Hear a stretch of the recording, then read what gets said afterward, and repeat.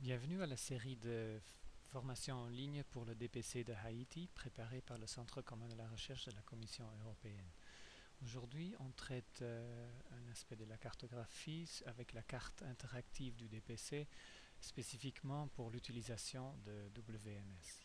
WMS est un protocole GIS qui sert des données géographiques online, et nous avons préparé une carte ici. Je vais la nettoyer d'abord en éliminant des couches. C'est une carte de la zone du monde avec déjà des informations visualisées. Si vous voulez utiliser un service WMS, par exemple le WMS de NOAA, National Hurricane Center, on peut le chercher et on trouve que NOAA publie des services à l'adresse suivante, par exemple pour les tempêtes tropicales. Si on peut trouver le service WMS, voilà, ici il y a le lien.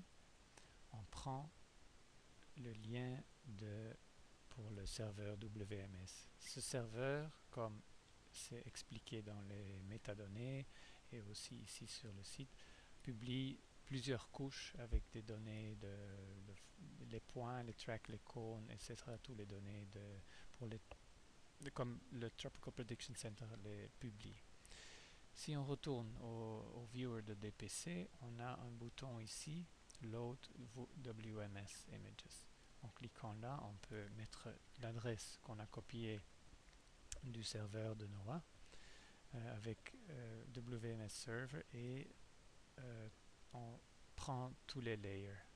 Maintenant, on peut NOAA National Hurricane Center et on peut sélectionner les couches qu'on veut visualiser. Pour le moment, il y a la tempête Myriam active avec les past points, les points passés dans le futur, wind swaths, etc.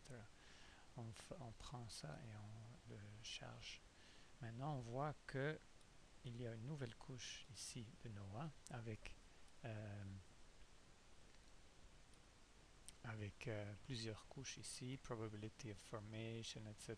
Toutes ces couches-là sont disponibles. La vitesse en knots. On a ajouté ce service à notre carte en WMS.